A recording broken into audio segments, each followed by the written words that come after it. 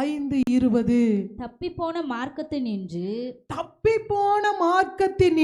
பாவியை திருப்புகிறவன் ஒரு ஆத்துமாவை மரணத்தினின்று ரட்சித்து திரளான பாவங்களை மூடுவான் என்று அறிய கடவாய். அல்லேலூயா, அல்லேலூயா. இங்கே சொல்லப்படுகிற இந்த வார்த்தையை நல்லா கவனிச்சு பாருங்க, வாசிங்க. அங்கே சொல்லப்படுகிறது தப்பி போன மார்க்கத்தில் நின்று. நான் ஒரு இந்து, என் பேர் விஜயலட்சுமி, என்னை விஜயன்னு கூப்பிடுவாங்க.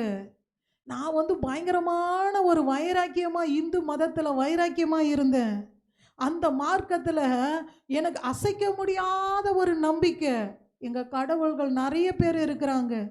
இங்கே ஒரு கோவில் நான் வணங்குறது அண்ணன், வடகரில் இருக்குது தங்கச்சி, அந்த நம்ம ஸ்கூல் அந்த பர்மா கோட்டர்ஸ்க்கு முன்னாடி அந்த கோவில் அது ஒரு தம்பி. இப்படின்னு சொல்லி அண்ணன் தம்பிங்க எல்லாரும் சேர்ந்து நான் வணங்கின்னு இருக்கிறேன். அதனால் எந்த ஒரு பிரச்சனை வந்தாலும் அவங்க பார்த்துப்பாங்க அப்படின்ற ஒரு நம்பிக்கையில் தேர் இழுத்தோம், திருவிழா பண்ணோம், கூழ் ஊற்றணும். அடுத்த மாதம் ஜூலை மாதம் 17 ஆடி. அல்லேலூயா. அவ்வளோ விசேஷமாக வணங்கி கொண்டு இருந்தோம். ஆனால் எனக்குன்னு ஒரு ஆபத்து வரும்போது, என் குடும்பத்தில் ஒரு பிரச்சனைன்னு வரும்போது, படுத்த படுக்கையாக ஆன பிறகு ஆபத்தில் கூப்பிடுற எந்த அண்ணனும் வரல, எந்த தங்கச்சியும் வரல, எந்த ஒரு அழுவேன், போயிட்டு நின்று அழுவேன், பயங்கரமாக அழுவேன். நிறைய பாம்புகள்லாம் வரும். அநேகர் சொல்லுவாங்க, அது உள்ள எப்படிமா போயிட்டு வரேன்னு சொல்லுவாங்க.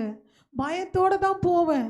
ஆனால் ஒரு தைரியம் இருக்கும் எனக்கு. என்னன்னா, அது சாமி நம்மளை பாதுகாத்துக்கும்.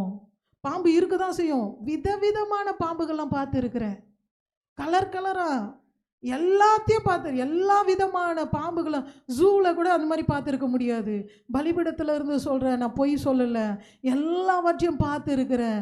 எதுவும் என்னை விடுதலையாக்கலைங்க, எதுவும் என்னை கை தூக்கி விடலைங்க. என் நம்பிக்கையெல்லாம் ஒன்றும் இல்லாத போயிடுச்சு. ரத்த வாந்தி எடுத்து எங்கள் அப்பா படுத்த படுக்கை ஆயிட்டாரு. விடுதலை கொடுக்க ஒன்றும் இல்லை. ஒரு அமாவாசை பௌர்ணமின்னு சொன்னால் கண்ணீரோடு இருப்போம். அன்றைக்கி தூக்கமே இருக்காது. எல்லாருமே தூங்க மாட்டோம், கண்ணீரோடு நிற்போம். அப்படியே தூக்கம் வர மாதிரி இருக்கும். அப்போ தான் எழுப்புவாங்க, எழுந்துருன்னு. எங்கள் அம்மா எழுந்து எங்கள் அப்பாவுக்கு எல்லாத்தையும் பணிவிடலாம் செய்வாங்க. அப்போ எங்களால் எப்படி தூங்க முடியும்? ஒரே சத்தமாக இருந்தால் எங்கே தூங்க முடியாது.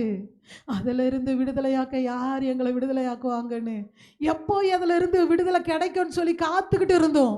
கையில் இருந்த பணம் எல்லாமே செலவழிஞ்சு போச்சு. ஒரு நகையும் கிடையாது. காதில் நகை போட்டிருக்கிறேன், கழுத்தில் போட்டிருக்கிறேன், காலில் போட்டிருக்கிறேன். ஆனால் நம்ம ஓட்டை போட்டு தானே காதலெலாம் நகை வச்சு போடுவோம். அதுக்கப்புறம் தானே வாங்குவாங்க. ஆனால் எங்கள் அம்மா எல்லாம் பார்த்தீங்கன்னா காது குத்துறதுக்கு முன்னாடியே நகைங்கெல்லாம் வாங்கி வச்சுருந்தாங்க. பானையில் தான் வச்சுருந்தாங்க நகைங்களை. அதை எடுத்து வச்சு பார்ப்போம்.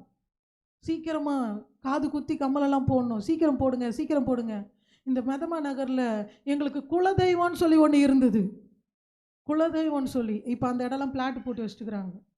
இந்த அன்பனுக்கு தெரியும்னு நினைக்கிறேன்.